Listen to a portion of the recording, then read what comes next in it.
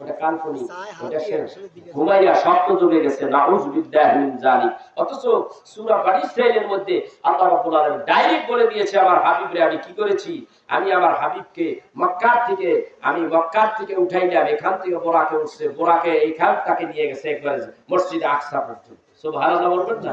কোথায় আছে? আল্লাহ রাব্বুল আলামিন বলেন সুবহানাল্লাযী আসরা বিআবদিহি লাইলান মিনাল মাসজিদিল হারাম ইলাল মাসজিদিল আকসা। হযরত জিবরাইল বলেন আমি এমন একটা বাহন আনলাম, ফাওকাল হিমারি দুনাল বাগল, এইটা ঘোড়ার চাইতে বড়, খচ্চরের চাইতে ছোট, এমন একটা বাহন যাকে বলা হয় ইউকারুল বুরাক, যাকে বুরাক বলা হয়। এই বুরাকের পিঠে আমার রাসূলকে বসাইয়া আমি বুরাকের লাগাম ধরিয়া আকাশের উপর দিয়া আমার হাবিবকে মসজিদের হারাম থেকে মসজিদে আকসায় নিয়ে গেছি। সুবহানাল্লাহ। কোরআনের মধ্যে ডাইরেক্ট কই দিছে আল্লাহ, ওরা কয়টা কান পড়ি এগো সুতা পিটা করার পর আমরা কি করার দরকার? যারা কোরআন মানে না, যারা মুসলমানের মধ্যে সাধারণ নিরীহ মুসলমানের মধ্যে যারা ফাসাদ সৃষ্টি করে, এদেরকে জুতা পিটা করতে করতে দেখে হত্যা করে ফেলার দরকার। যারা কোরআনের কথা মানে না, যারা হাদিসের কথা মানে না, আপনারা মানবেন? এদেরকে মানবেন? এদের পিছনে নামাজ পড়বেন? এদের পরিচয় জানার পরে এদের পিছনে হাঁটবেন? এদের কথা শুনবেন? যারা কোরআন মানে না, যারা হাদিস মানে না, এদের পিছনে আপনার থাকার কোনো প্রয়োজন নেই। বন্ধুগণ আমার, এই দেশে যারা সুদ খায়, মনে করেন একজন ব্যক্তি বেশিরভাগ সুদ খায়, এই লোকটার বাড়িতে কেনা কেনা খাইতে চান যেহেতু ইফতারের দাওয়াত দিছে, মনে করেন 27 তারিখে রোজার ইফতারের দাওয়াত, কে কে যাইবেন? জানার পরে তো সেই ব্যক্তি কেউ যাইবেন না। মনে মনে হইলো শালা বড় খারাপ, এত সুদটা খাওয়ার একটা মাত্রা আছে, সবাই কম বেশি খায়, কিন্তু এই শালা বেশি খায়, জন্মের খাওয়া খায়, শালায় গুয়ো আছে না মুতো আছে না, গুয়ো খায় মুতো খায়, ওর বাড়ির কাছেই যাবো না। কেন যাইতেছেন না? এই ভিতরে এই তাগিদটা, এই কথাটা কোথা থেকে আসতেছে? ইনসাফ। এটার নাম কি? এটার নাম কি? এটাকে বলা ইনসাফ, এটাকে বলা হয় মিজান, এটাকে বলা হয় মানদণ্ড। আপনার ইনসাফ হচ্ছে ভিতরের থেকে। এই বেয়াদবের বাড়িতে যাব না, এই বেয়াদব ইউরি করতেছে, ভিতর থেকে ইনসাফ। আর এই ইনসাফটা আসলো থেকে আপনি মুসলমানের ঘরে জন্ম নিয়েছেন দেখে ইনসাফ এসে গেছে। আর এই ইনসাফটা আছে কোরআন থেকে, হাদিস থেকে। ঘুষ খাওয়া রাসূল বলেছে হারাম, অতএব রাসূল যখন এই কথা বলছে, আমি হয়তো হাদিস দেখি নাই, হুজুর বলছে, ওই হুজুর ওয়াজ করে বলে গেছে এটা হারাম, এই জন্য ঘৃণাটা তার প্রতি আসছে। এই জন্য আল্লাহ বলছে, রাসূল বলেছে, সেই জন্য আমরা ঘৃণা করি। ঠিক কিনা বলেন? তাহলে এই বেড়ারে তো আপনি ঘৃণা করলেন, যে কোরআন মানে না, যে হাদিস মানে না, তারে ঘৃণা করবেন না? কথা বল না কে?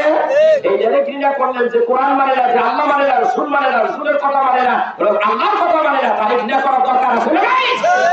এই জানোয়ারকে বয়কট করা দরকার আছে। এই সমস্ত জানোয়ারদের কাছে বসবেন না, এদের আলোচনাও শুনবেন না। আর 2 নম্বর কথা হলো, যে সমস্ত বক্তারা কন্টাক্ট করে আসে 60, 70, 1 লাখ, এই সমস্ত বক্তা দিয়ে দোয়া করলে আপনার ক্ষতি হবে। আর এই সমস্ত বক্তাদের দোয়া তো কবুলই হবে না। এই সমস্ত বক্তাদেরকে দাওয়াত দেওয়া সম্পূর্ণ হারাম হারাম হারাম। কথা বুঝতে পেরেছেন? আবার সুযোগ পেয়ে গেলে আলেমদের ঠকাইয়েন। কথা বলেন না, সুযোগ তো পাইছি হুজুর, খরাতি পাইছি, খরাতি হুজুর, খরাতির মতোই দিয়ে দিই, তাহলে আমার বিপদ আছে। এটা হিসাব করতে হবে। কথা কোন দেখেন, ইনসাফ ভালোবাসা মানে এমন ভালোবাসা দিয়েন না, ভালোবাসার ছোট জানি ওই যমুনা নদীর মধ্যে ডুবে বড়, সেই কাজ আবার করেন না। কিন্তু কন্টাক্ট করে যে সাইয়া সাইয়া দিতেই হবে, এই বেয়াদব কোথায় আছে? দিনের দাওয়াত দিয়া কোন পয়গাম্বার নবী সাইয়া সাইয়া টাকা নিছে? আমার একটু দেখা যাচ্ছে। আমি তো বলছি আরো প্রায়, এটা আজকে আমার এক ভাই বলে পলোয়ার না কি জানি বলতো, কারো ওয়াজ করতে গেছিলাম, আমি এখানে বলছিলাম কোন পয়গাম্বার, আজকে 25 বছর আগে বলছে, কোন পয়গাম্বার, মানে এখন মনে আছে সেই কথা, কোন পয়গাম্বার দিনের খেদমত করে বলেছে আমাকে এত টাকা দিতে হবে তোমার এলাকায় যাব? এই কন্ট্রাক্টটা কোন পয়গাম্বার করছে, কোন নবী করেছে, কোন সাহাবী করেছে, কোন তাবিঈন করেছে, কোন তাবিঈন করেছে, সেটা আবার একটু বলো। আমার বাবাই করছেনি, আমার বাবা 60-70 বছর দিনের খেদমত, দুনিয়াতে খেদমত, কোনদিন চাইছে একটা লোক বলো তো দেখি আর কি নামাজ পড়বে? এবারে করে না, এবারে বুঝে না, এবারে বলছে পয়গাম্বররা করে নাই, আমি করবো কিভাবে? সাহাবীরা করে নাই, তাবিঈনরা করে নাই, তাবিঈনরা করে নাই, এরা করে নাই, আমি করবো কিভাবে? সেও করে নাই। টাকার লোক কার ভিতরে নাই? আমার তো আছে। আমার যদি 50 হুজুর হাদিয়া দিলাম 1 কোটি টাকা, আমি চাই নাই, না চাই, আমার 1 কোটি টাকা তুই দাও না, লয়ে যাবে, ওই একটু মারবে তো চাইলে তারপরে দিছে কোন বেটার ভিতরে এইরকম একটু লোভ নাই অর্থে আমারও আছে ভাই, কিন্তু আমার আছে বৈধভাবে আসে, অবৈধভাবে আমার দরকার। কথা কম নাকি? আমার দিতেই হবে এত টাকা, ওই অবৈধ টাকা আমার দরকার নাই। আর যদি বৈধভাবে আমার সবার চাইতেও 10 গুণ 20 গুণ 100 গুণ আছে, দেন ভাই আল্লাহ রাস্তে নিয়ে দিন।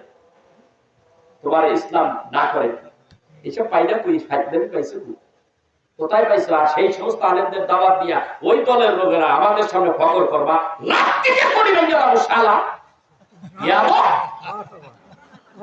ইয়াদবের বাচ্চা বেদব, সেই সমস্ত আলেমদের দাওয়াত দিয়া ফখর চোদাও না, এক কার লাখ থেকে সোজা করে দিলাম। ঠিক আছে, আমি বগুড়াতে এইবারও আমি মাত্র আমি হজের থেকে আসছি পরে আমার একটা প্রোগ্রাম, প্রথম প্রোগ্রাম বগুড়া শহরের দিকে আমি গেছি বলে হুজুর তো রেজাল্ট হয়েছে, কি হয়েছে? কয় এখানে এক মৌলানা আইতেছে, ও আমি কবি মৌলানা, যে আপনিও তো এইখানে আর কোন এই আজকের দশা হচ্ছে, কথা বলছেন না, আজকের দশা 2 মাহফিল আজকে, কয় না এই অবস্থা, ডিফারেন্স হইল মাত্র 1.5 কিলো। আমি বললাম তোরা কি সুন্নি না ওহাবি? কারণ সুন্নি তো তোকে তো আসেনি সুন্নি, যারা রসুলটা ভালোবাসে, যারা সুন্নি তারা ঠিকই আমার মাহফিলে আইবা, যারা সুন্নি, যারা বেয়াদব, যারা রাসূলের সাথে বেয়াদবি করে, যারা মিলাদ ক্যাম্প করে না, বিরোধী করে, ওরা ওরে পছন্দ করে নেও, ঠিকই ওর কাছে। আগে দেখ আমি ওখানে আইছি, আমি ওখানে ওই রোড দিয়ে আসছি, আমি প্যান্ডেল দিকে আসি, আগে দেখ শালায় আসে না আসে। এই কথা আমি যে এই কইছি, কই আমি খাবার খাইছি, ঘন্টা আগে রেস্ট করছি, কই উড়া লাগবে, উঠতে গেছি মানে এই কতক্ষণ পরে আমি আর মাহফিলের মধ্যে লোক কবে এই পরিমাণ আর কি প্যান্ডেল অনুযায়ী এই পর্যন্ত আমি কি এত কম কে হুজুর কমে মুজুর পাশে মাহফিল, আমি ওই পাশে মাহফিলের দোহাই দিও না, তোমরা কই, তোমরা সুন্নি করো, তোমরা লোক কই। এই 25টা বছর এখানে ওই সাইডে ওয়াজ করলাম আমি, এই যে ভাই আমার বলে গেল একজন লোক ওইখানে আসলে শোনা, হুজুর আমি আপনার ওয়াজ শুনছি 25 বছর, আমার জীবন সার্থক। এমন একজন নেতা আসলেন, সে আমার 25 বছর ওয়াজ শুনলেন, আমি আমার জীবন সার্থক, সে আমার 25 বছর ওয়াজ শুনলেন। এই যে ভাই বলে গেল, আমার এই 25 বছরের যে খেদমত করলাম, এই খেদমতের বেনিফিটটা কই পেলাম? কিছুই তো পেলাম না। কোথা এর মধ্যে দেখি লোক বলাইতে দেখি আর লোকটা এখানে কতক্ষণ পরে আইছে, আরো লোক গায়ে বলছেন, কি রে ঘটনা কি? হুজুর ওই হুজুর আইনি, ও আমি বাচ্চা ও হাবি আইনি, হুজুর কাম তো একটা হয়ে গেছে, কি হয়েছে? শালা 70,000 টাকা দিয়ে গেছে, আর কইছে 10,000 টাকা আমার মঞ্চে পাও দিব, আমার দিয়ে দিন, আমার বাপের ঘরের টাকা, আর বাপে কামাই দিয়ে গেছে, ওই টাকা নিয়ে গেছে, 70,000 টাকা নিয়ে গেছে, আর আসেনি, চলে গেছে। এখন কি করতে পারেন আপনি, কি করবেন? পৌঁছে দিই কন্যা কথা কন না কেন? এই পাবলিকের টাকা এই কিছুক্ষণ আগে কালেকশন হয়েছে না, হয়েছে না? এই 10 জনের টাকা একজনের দিলে আপনার মেজাজ, ও আপনার নাও লাগতে 10 জনের পকেটের টাকা তো আপনার লাগে না, আপনার কামাইয়ের টাকা লাগে ঠিকই, আপনি তো শালা যেহেতু কত ঠ্যাং নলা কেটা আল্লাহর কি কাম। আপনাদের এই প্রোগ্রাম যেই তারিখে দেওয়া ছিল 7 তারিখে, এই প্রোগ্রাম বাদ দেওয়ার পরে বগুড়ায় আমার কাহালু থানার মধ্যে একটা প্রোগ্রাম করছে, প্রোগ্রাম করলে ওই নেতায় আবার হেরে গেছে। হুজুর কেমন আছে, আসতে দেরি হয়ে গেল, কেন কি হয়েছে? হুজুর ওই শালা ধরবে গেছিলাম, কারে? ওই যে অমুক শালা 70,000 নিয়ে গেছে, ওই জায়গায় আইতে আছে, ও ধইয়া মানুষ তক মাইল দিয়ে তখন আমি দিছিলাম ওই টেহা চাইয়া, টেহা দাও, পরে টেহা তো দিতে পারলো না, পরে চেক দিয়ে গেছে, আমরা ব্লাইন্ড চেক, ওটা আছে না আছে, ও তো বিয়া দেব, নাম বলবো যে কেটা, ইলিয়াসুর রহমান জেহাদি, বদমাশ, এই বিয়াদব কত বড় খারাপ, এর ভিতর বহু রিপোর্ট আছে। এরপরে এই সমস্ত হুজুর আইনা দাওয়াত দিয়া, তারপর নাচ হুজুর আছে একটা কিছু, তোমরা এই কসু, তোমরা একটা হারে হারাম দাদা, তুমি যেরকম হারে হারাম দাদা, তুমি চেনো হারে হারাম দাদা। এই জন্য আমার বাবাই বলতো কি, মানুষে মানুষ চেনে, বাসুরে চেনে গাই, গড়ার মুরগি খাবরা চেনে, কুত্তা চেনে ছাই। তুই তো কুত্তা, তুই তো ছাই চিনবি, ওটাও ছাই, তুই চেনছো ছাই, তুই পায়খানা, তুই চেনছো পায়খানা, কথা বল না কেন? আর আমরা সুন্নিরা, আমরা ডিরেক্ট পরিষ্কার ক্লিয়ার, আমাদের বিরুদ্ধে কিছু অপবাদ ছড়াচ্ছে, সেটা কি? বলে মাজারে এই হয় সেই হয়, মাজারে যারা করে আমরা ওইটার পক্ষে ওইটা না, কিন্তু শরীফ মাজার যিনি আল্লাহ বাবা, তাকে আমরা পছন্দ করি, আল্লাহর ওলিকে ভালোবাসি। আল্লাহর ওলির আশেপাশে কারা শয়তানি করে না করে, ওইটা তারা করে, সেটা আমরা কোনোদিন সাপোর্ট দিই না, দিছি কোনোদিন দেবো না। আর যারা করে তারা, আমার তো মনে হয় তারাই লোক ভাড়া করে ওইগুলি করাস, কথা বল না কেন? এটাও তো হইতে পারে, অস্বীকার করবো কি করার কিছু আছে? আমার বদনাম ছড়ানোর লিগে টাকা খরচ করে তোরা পারস না বা কোনটা। নরসিংদীতে আমরা একটা মাহফিল করতে গেলাম, আমাদের মাহফিল বন্ধ করে দিল। আমি আছি, ভাই আলাউদ্দিন, মুফতি আলাউদ্দিন জিহাদি সাহেব আছে, আরো দুইজন মৌলানা সাহেব আছে, মাহফিলটাই বন্ধ করে দিল। শেষে শুনলাম মাহফিল এমনি বন্ধ করার তো কোনো কায়দা নেই। আমরা সবার কাছে গেলাম, আমরা ডিসি পারমিশন পাইলাম, আমরা এলাকার এমপি পারমিশন পাইলাম, আমরা এখানে মেয়র সাহেবের পারমিশন পাইলাম, এই মাহফিল বন্ধ হয়ে গেল। পুলিশ লাগাই দিছে, পুলিশ লাগাইছে কি ঘটনা কি, 5 লক্ষ টাকা ঘুষ দিছে, 5 লক্ষ টাকা দিছে, ঘুষ দিয়ে বন্ধ করছে। ঘুষ খাওয়া কি হালাল না হারাম?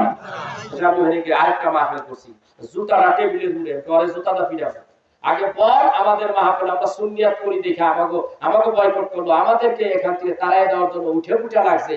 ঠিক আছে, আমরা সুন্নিয়াত করলাম, আমরা সুন্নিয়াত জায়েজ না জায়েজ, তো আমাদের সুন্নিয়াত তোদের দৃষ্টিতে না জায়েজ, কিন্তু তোরা যে কামটা করছিস ওইটা কতটুকু না জায়েজ। আমরা জায়েজ না জায়েজ এটা কোরআন আর হাদিস দিয়ে দলিল দিয়ে দেবি। আর তুই যে ঘুষ দিলি, তুই তো আরে ঘুষ দিলি 5 লক্ষ টাকা, এটা কোন কিতাবে, কোন হাদিসে, কোন কোরআনের কত নম্বর পারায় কত নম্বর আয়াত আছে, এটা দিয়ে দাও, নালে সুতা ফিরা করতে করতে তোর একটি সুতা ফিরা করতে করতে দেখ থেকে দাঁড়াই দিবে। যেই কাম করছো, ঘুষ কি কোরআনে জায়েজ আছে? কোরআনে তুই খাস এটা ভিন্ন কথা, তুই দিছো সেটা ভিন্ন কথা, কিন্তু তুই আলেম সমাজের মধ্যে এটা আনবি কেন? আলেম সমাজের মধ্যে আমরা এখানে ঘুষ যে খাবে, ঘুষ খা, তুই বড় খাওয়া খা, জায়েজ করি আমি কথা বলি, জায়েজ যখন কবি ঘুষ জায়েজ আছে তখনই আমি কথা বলি, ঠিক কিনা ধরে করে এই রকম ওরা করে, এই কামগুলি করে। এই গেল দুইটা। নাম্বার 3, এরকম কাম করে একটা মেয়ের সাথে একটা পুরুষের একটা অঘটন বেড়ে গেলে আল্লাহ মাফ করে দিতে পারে, তওবা করলে আল্লাহ মাফ করে দিতে পারে, পারে না? হইতেই পারে। মেয়েটার আমি দেখছি আমার বাচ্চানিয়াত একটু কেমন জানি হয়ে গেছে, আমি কইরা ফেলাইছি, আল্লাহ তুমি আর মাফ করে দিতে পারে। কিন্তু তোরা যে পুরুষে যে বলৎকার করস, এইটা যে করস কোন কিতাবে আছে তওবা করলে মাফ করবে? তওবা হলো তো মাফ করবে না। তোরা এটা কোথায় করস? তোরা যে কি করস সুন্নিরা করেনি, কথা কোন দেখেন এই সুন্নিরা করে, তোরা যে কামগুলি করস, আপনি মোবাইল ছাড়তে কলমা ভাষার মধ্যে এই কামগুলি করতেছ, এই কোথায় মিশে এই কথা কইলি তো বিপদ, এই কথা কইলি তো বিপদ। বড় বড় শায়েখেরা এইগুলি করতেছে, তারপর বড় বড় শায়েখেরা এইগুলি করে, পাওয়াতে পাইতেছে, এই পোলাপান দিয়ে আকাম কুকাম করতেছে, এইগুলি চট্টগ্রামে কয়েকটা ভাইরাল হয়েছে, সব মোবাইলের মধ্যে আছে, ফেসবুকের মধ্যে আছে। এটা কোন কিতাবে আছে? এই কথা কও, তোরা তো কওমের লুতের কওমের গোষ্ঠী, লুতের গোষ্ঠী। আল্লাহ রাব্বুল আলামিন লূত আলাইহিস সালাতু ওয়াস সালামকে বললেন, লূত আলাইহিস সালাতু ওয়াস সালামকে বললেন, আপনি আপনার স্ত্রীকে রাইখা আপনার ছেলে হাল পরিবার এদেরকে নিয়ে আপনি চলে যান, এই দেশ থেকে সরে যান। আল্লাহ জানিয়ে দিলেন লূত আলাইহিস সালামকে বলে দিলেন, আমি কিছুক্ষণের মধ্যে এখানে গজব ফালাবো। কেন, কি হয়েছে? কারণ এখানে পুরুষে জেনা হয়। আল্লাহ রাব্বুল আলামিন আরশে আজিম কাবি হয়েছে, কাইফা হচ্ছে, আল্লাহ বরদাস্ত করতে পারলেন না। আপনি তাড়াতাড়ি সরে যান, আপনার স্ত্রীকে আপনি সাথে নেবেন না। বলে আমার স্ত্রীর থিয়া যাই, আপনি স্ত্রীরে কেন নেব না? বলে আপনার স্ত্রী ওই দলের একজন, নাউজুবিল্লাহ বলেন না, এই দলের একজন, আপনার স্ত্রীকে রেখে যান। স্ত্রীকে রেখে গেল, স্ত্রী পিছে পিছে দৌড়াইতে গেছে। আল্লাহ রাব্বুল, স্ত্রী দৌড়াইতে যায়, কয় ও তোরা কে কোথায় আছো? আঙ্গুল উঠাইছে, পিছনের দিকে এখানে আঙ্গুল উঠাইছে, ওই যে যায়, ওই যায় আর কইতে পারে না, আঙ্গুল আঙ্গুল উঠাইছে। আল্লাহ জর্ডানের সেই সাগরের কিনারে তার পাথর বানায় আইজো রাখছে, থাক ওইভাবে থাক। আল্লাহ রাব্বুল আলামিন সেই লূতের জাতের গোষ্ঠীরে 3.5 মাইল লম্বা, আপনি দেখছেন শীতল পিঠা যেরকম আপনি ঠেলা দিয়া মা বোনেরা যেরকম উল্টাইয়া দেয়, ঠিক ওই জায়গাটা, ওই গজবের জায়গাটা ওইরকম ভাবে 3.5 মাইল জায়গা ওইভাবে বেলচার মতো শীতল পিঠার মতন একেবারে পুরা লূতের কমের গোষ্ঠীর মাটির মধ্যে দেওয়া হয়েছে।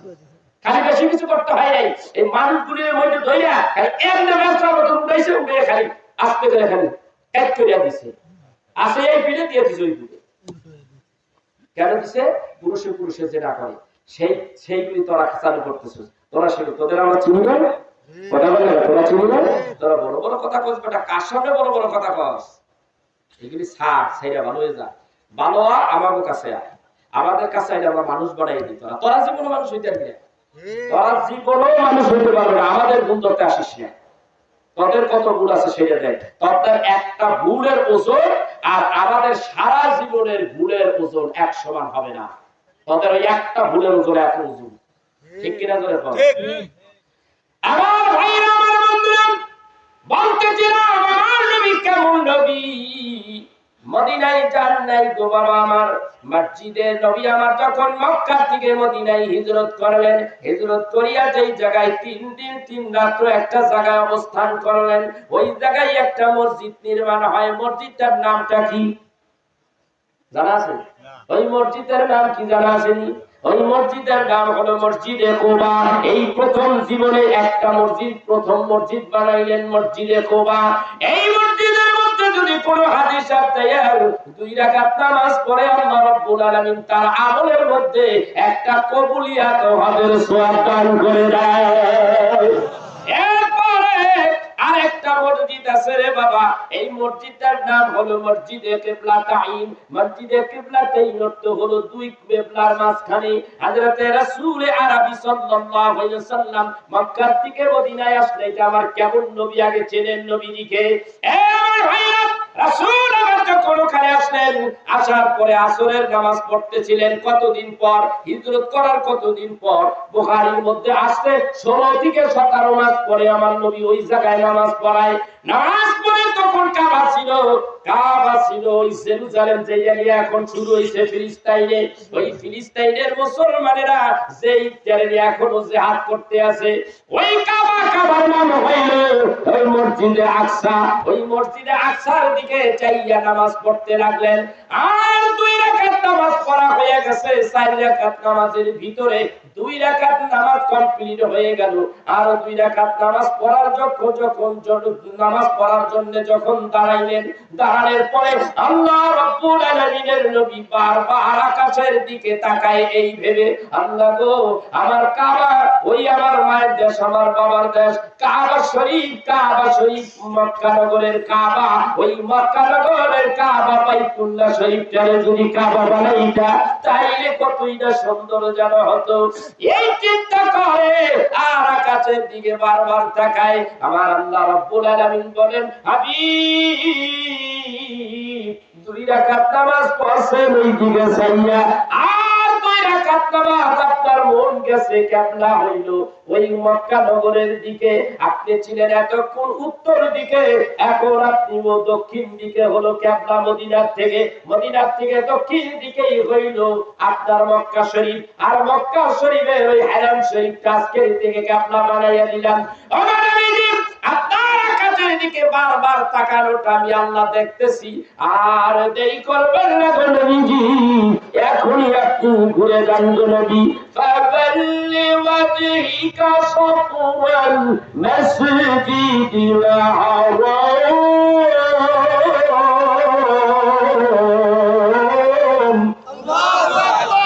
হাবিব গো, মক্কা নগরের মসজিদে হারামের দিকে বাকি 2 রাকাত নামাজ পড়েন। এখন থেকে কিবলা বানাইয়া দিলাম মক্কা নগরের সেই কিবলা। সুবহানাল্লাহ। ভুলে গেলেন সেই যে ঘুরছে, সেই যে কিবলা হইছে, নবী যে ঘুরছে, ওটা নবী জানে আর আল্লাহ জানে, আমরা তো জানি না। কথা কন না কেন? আমরা জানি, আমরা আছি না, আমরা দেখছি, দেখি নাই। নবী যে কিবলা ঘুরাইছে তো ঘুরাইছে, নবী ঘুরছে, আমরাও ঘুরছি। সুবহানাল্লাহ। এইটা কেমন নবী? নবী তো আপনি চাইছেন কিবলা বদলাই দিলেন। ও দুনিয়ার গোষ্ঠী, দুনিয়ার মোল্লার গোষ্ঠী, পৃথিবীতে যত মোল্লার গোষ্ঠী আছে সব মোল্লার গোষ্ঠীর এক জায়গায় করিয়া সুপার গুলো আটা দিয়ে পেঁচাইয়া খালি করে প্যাকেট করিয়া এবার আল্লাহর কাছে কয়, আল্লাহ রে, মুহাম্মদ সাল্লাল্লাহু আলাইহি সাল্লাম যেন কমা বদলাইছে, আমারও দরখাস্ত একটু আবার একটু বদলে। কিয়ামত পর্যন্ত কানলে কাম হইব না? কথা বল না, কাম হইব? কাম হইব না। আর আমার আল্লাহর নবী খালিপুরের দিকে চাইছে, আল্লাহ কয় আমি দেখছি আপনি গাল ঘুরান, এখন ঘুরান। আল্লাহ রাব্বুল আলামিন ওই দিকে 2 রাকাত পড়ছেন, এই দিক থেকে এই যে 2 রাকাত যেই দিকে ফিরিয়া পড়ছে, এই পড়াই শুরু হয়ে গেছে। সুবহানাল্লাহ বলেন না? এই পড়াই এই কিবলাই কিবলা, এই কিবলার মধ্যে সেই কিবলার দিকে ফিরেই নামাজ পড়ি, ঠিক কি না বলেন? যদি ওইটা থাকতো তাহলে নামাজ হইতো এই দিকে, আর নামাজ আর কোন দিকে? এই দিকে। এটা আবার কেমন নবী? চিল্লি না আমার নবী, তোরা চিল্লি না। এবার আসুন আমার নবী কেমন নবী গো? এটা কেমন নবী? আল্লাহ নবীরে সালাম দেয় কি দেয় না? আল্লাহ নবীর প্রতি দরুদ শরীফ পড়ে। আমি বলেছিলাম নবীজির দরুদ আল্লাহ পড়ে কেমন? পৃথিবীতে যতগুলি নবী আসছে দুনিয়ায় কোন নবীর দরুদ আল্লাহ পড়ে নাই, একমাত্র মুহাম্মদুর রাসূলুল্লাহ দরুদ পড়েছে। আল্লাহ ডাকতে বলেন, ইন্নাল্লাহু ওয়া মালাইকাতাহু ইউসাল্লুনা আমার আল্লাহ ডাকতে বলে আমি নিশ্চয়ই আমি আল্লাহ অবশ্যই নিঃসন্দেহ, কোনো সন্দেহ নাই, কোনো গোপনীয়তা নাই, একেবারে ডাইরেক্ট অ্যাকশন। আল্লাহ ডাকতে বলে নিশ্চয়ই আমি আল্লাহ রাব্বুল আলামিন জগতের সমস্ত ফেরেশতাদেরকে নিয়ে আমার হাবিবুল্লাহ নবীর দুরূদ শরীফ পড়িতে থাকবো, পড়িতে থাকবো। আরবিতে টেন্স হলো দুই রকমের, আরবিতে দুইটা হলো টেন্স, আর ইংরেজিতে হলো তিনটা টেন্স। আমার ভাইরা কাল হলো তিনটা, আর আরবিতে হলো কাল হলো দুইটা। একটা হইলো পিছনে পড়েছি, আর ভবিষ্যতে পড়তে থাকবো। কতদিন পড়তে লাগবো? আল্লাহ রাব্বুল আলামিন তার উত্তর দেয়, বলেন কুনতু মান আলাইহা ফাজিরু ওয়া ইয়াবকা ওয়াজহু রাব্বিকা যুল জালালি ওয়াল ইকরাম।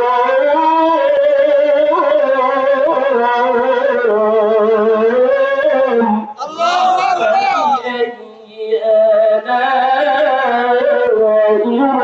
ربكما تكذبان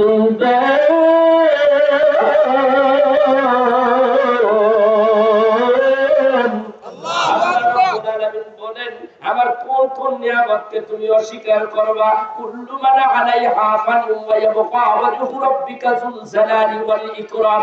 এই পৃথিবীটাকে আমি ধ্বংস করে দেব, আকাশ থাকবে না, জমিন থাকবে না, পাহাড় থাকবে না, পর্বত থাকবে না, মানব জাতি থাকবে না, কোন সৃষ্টি থাকবে না, সব আমি ধ্বংস করে দেব, কিছুই থাকবে না। তখন আমি আল্লাহ তাআলা আমার জবানের মধ্যে তখন আমার বন্ধু হাবিবুল্লাহ নবীর দুরূদ ও সালাম থাকবে। সুবহানাল্লাহ। চিন্তা করছে আল্লাহ নবীর উপরে দুরূদ পড়ে, তাহলে পাগল হইছে আল্লাহ? কথা বলেন না। পাগলের আরবির নাম হলো ইশক। পাগলের আরবির নাম কি? ইশকের অর্থ কি? কথা বলেন। ইশকের অর্থ প্রেম, ইশক অর্থ প্রেম, ইশক অর্থ পাগল, ইশক অর্থ প্রেম, ইশক অর্থ পাগল, ইশক অর্থ ভালোবাসা। ঠিক কি না? কার প্রতি ভালোবাসা দেখাচ্ছে? কার প্রেমে পাগল হইছে? কথা বলেন না। নবীর প্রেমে। আল্লাহ এমনি আর নবী কত বুঝিয়ে ইব্রাহিম নবী নিজের পোলাটারে আল্লাহর জন্য কুরবানি, আল্লাহ পয়সাটা খুশি করার জন্য তার প্রেমে দি পাগল হইল না। কথা বলেন না। আইয়ুব নবী 18 বছর কিরাই খাইলো, জলিল কোন একজন পয়গম্বর 18 বছর কিরাই খাইলো, একটা কথা পর্যন্ত সে বলে নাই। 18 বছরের মধ্যে একটা কথা বলে নাই আল্লাহ এত কিরা দিছে কে আমি সহ্য করতে পারতেছি না, আল্লাহ একটু কমাইয়া দাও, আমারে ভালো করে দাও, এই কথা বলে নাই। সে বলেছে যে আমার একমাত্র আমার কষ্ট হয়, আল্লাহ যদি আমার কষ্ট দিয়ে শান্তি পায়, খুশি হয়, আলহামদুলিল্লাহ। আল্লাহ যদি আমার ভালো করে দেয়, আলহামদুলিল্লাহ।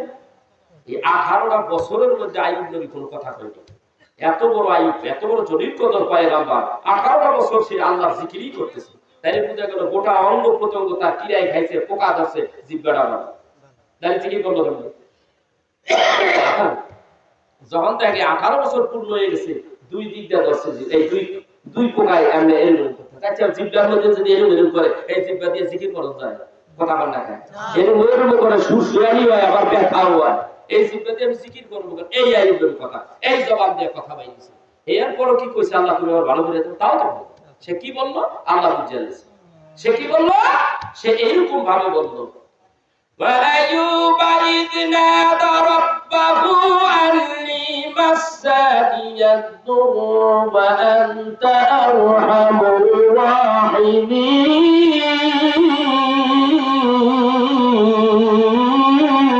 আল্লাহু আকবার। তিনি বলতেছে স্মরণ করো সেই আইয়ুবের কথা, যারা 18 বছর কিরাই খাইল। ওই আইয়ুব নবী যখন নতুন করে জিহ্বার দুই পাশে যখন কিরাই ধরলো, পোকায় ধরলো, তার জিকির করতে ডিস্টার্ব হচ্ছে। তাফসীরের কিতাবে লেখে আল্লাহ তুমি যদি আমার এইভাবে এই জিহ্বাটা না রক্ষা করো, তাহলে আমি কোন জিহ্বা দিয়ে তুমি আল্লাহর জিকির করবে? অন্তত সব তো শেষ, আমার কোনো প্রবলেম নাই, আপনার কাছে কোনো চাওয়া পাওয়াও নাই, আপনি দিচ্ছেন আলহামদুলিল্লাহ, কিন্তু অন্তত আমার জিহ্বাটা আপনি বাঁচান, জানি আপনার জিকিরটা আমি করতে পারি। এটা যে ইঙ্গিত করছে মনের কথা মুখে পাই নাই, মুখে পাইছে কি ওয়ান্তার হামুর রাহিমিন। সে বলছে ওয়ান্তার হামুর রাহিমিন, সে বলছে তুমি হইলা দয়াবানদের চাইতে দয়া। ঠিক আছে, তুমি হইলা সে কয়টা আমার ভালো করে দাও, সেটা পাই নাই, সে কয় তুমি দয়াবানদের চাইতে দয়াবান। খালি এই দুটি কইছে।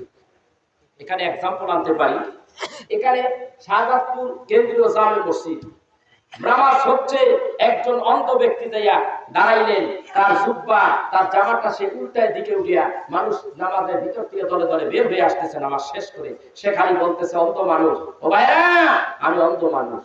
সে কিছু চাইনি, সে বলছে কি আমি অন্ধ মানুষ, অন্ধ মানুষ আপনারা দেখেন আমার দুইটা চোখ নাই। তখন সে কি করলো, দেখা গেল মানুষেরা 10 টাকা 5 টাকা 20 টাকা করে দিতে লাগলো। সে কি টাকা চাইছে? কিন্তু সে বলছে কি আমি অন্ধ মানুষ। অন্ধ মানুষ বললে যে দিবে তাকে আর বুঝতে বাকি আছে?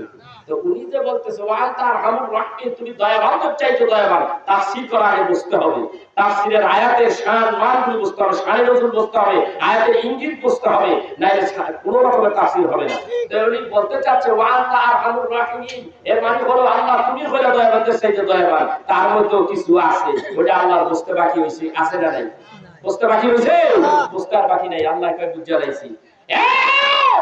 আমি বুঝতে পেরেছি 18 বছর কি এখানে তুমি পরীক্ষায় পাস, তোমার আমি এখন ভালো করে দেব। আইয়ু তুমি যেখানে দাঁড়িয়ে আছো ওখানে তোমার পায়ের গুড়া দিয়ে এত বড় ঠাসা মারো, ঠাসা মারলে অমনি পানি ফোয়ারা যাবে, পানি বের হচ্ছে উঠছে। আইয়ু রে এই পানিটা গোসল করো, আইয়ু পায়ের পানি দিয়ে গোসল করছে, আইয়ু ভালো হয়েছে। বউ আছে অন্য জায়গায় কাজে, বউ এনে আমার জামাই, এদিকে আমার জামাই নাকি, এদিকে আমার জামাই নাকি, আরে আমি তো আইয়ু, আমার শরীর ছিল জর্জরিত হয়ে আমার আল্লাহ ভালো করে দিয়েছে, কতক্ষণ সময় লাগবে? কোন ভাইয়া কোন কইছে আল্লাহ 1 সেকেন্ড সময় লাগে নাই, ভাইয়া কোন হয়ে গেছে। বউ ভাইয়া দেখে আমার স্বামী দেখে নায়কের মতো ভালো হয়ে গেছে। আল্লাহ ডাকতে বলেন এমন একজন পয়গম্বর আমি তার উপরে দরুদ পড়ি নাই, কারো উপরে দরুদ পড়ি নাই, আমার হাবিবের উপরে দরুদ পড়েছি। আর যারা আমার হাবিবের উপরে দরুদ পড়ে আমি তাদেরকে কই ঈমানওয়ালা। হাবিবের দরুদ নাই ঈমান নাই, হাবিবকে যারা ভালোবাসে না ঈমান নাই। এই জন্য আমার আল্লাহ বলেন ইয়া আইয়ুহাল্লাযীনা আমানু সাল্লু আলাইহি ওয়া সাল্লিমু তাসলিমা। আয়াতের শানে নজুল বুঝতে হবে। আল্লাহ রাব্বুল আলামিন বলেন তারাই তো ঈমানদার যারা আল্লাহ মানে পাশাপাশি রাসূলকে মানে। আর যারা ঈমান আনছো রাসূলকে মানেন, আল্লাহকে মানেন, রাসূলকে মানেন, তারা হলো ঈমানওয়ালা। আর আমি আল্লাহ ঈমানদারদেরকে অর্ডার করলাম, দিস ইজ মাই অর্ডার। আমার হইল এটা হইল আমলের সিগা। তিনি আল্লাহ আদেশ করলেন, শুনে নাও জেনে নাও, আমি তোমাদের আদেশ করলাম, আমি আল্লাহর যেই নবীর উপরে দরুদ পড়ি তোমরা ওই নবীর উপরে দরুদ পড়ো, আর ওই নবীকে আমি আল্লাহ সালাম দেই তোমরাও সালাম দাও। সুবহানাল্লাহ। কোরআনের কথা কই ভালো লাগে না? এতক্ষণ যেই কথা কইলাম সবই তো কোরআনের কথা কইলাম। কথা কর না কে? কোরআনের কথা ভালো লাগে না? এই কথাগুলো এই জন্য বললাম, একদম তাফসীরকারের বলে এখানে আসে, কয় সুন্নিরা কোরআন তাফসীর করতে জানে না, সব তারাই জানে। আমার কাছে আয়, তোর তাফসীরকারের বলে একটা তাফসীর শিখাইতে হবে। বয়স তোর থেকে আমার অনেক বেশি, আজকে তো তাফসীর করি না বেটা, 17টা তাফসীর আমার ঘরের মধ্যে বেটা। তোর কাছে কয়টা আছে? তোর তো 2 হানি আছে, একটার বেশি বড় জোর 2টা আছে, এরপরে আর নাই। আমার কাছে আছে, আমি একটা কিতাব লিখেছি রাসূল নূরে মুহাম্মাদি, নূরের ব্যাখ্যা দিতে যাই আমি 17টা তাফসীর এখানে এনেছি, এবার সহকারে রয়েছি। আমার কাছে আছে দেখি আমি দিছি, তোর কাছে কয়টা আছে ক? আর কোরআন তাফসীর করতে হলে তাফসীর পড়তে হয়, কোরআন তাফসীর করার আগে তাফসীর পড়তে হয়। নিজে বানাইয়া তাফসীর করলেও তাফসীর কেউ শিখায় না, কারণ ওই তাফসীরের মধ্যে ভুল আছে, ওই তাফসীরের মধ্যে মত ইঙ্গিত সব ভুল আছে। তোর ইঙ্গিত, ওই তাফসীরের ইঙ্গিত রাসূলকে দোষ বা দোষী করে, ওই তাফসীরের ইঙ্গিত রাসূলের দোষ সৃষ্টি করে। ঠিক না বেশি? সূরা বাসরের তাফসীর করছে আলা মাউদুদ, আল্লাহ মাউদুদ সূরা বাসরের তাফসীর করেছে কি? তা শুনেন, সূরা তাওবার তাফসীরের মধ্যে কি করে তোরা তাফসীর করছস, তোদের তাফসীরের মধ্যে ভুল আছে, তোরা ভুল ব্যাখ্যা করেছিস, কারণ তোদের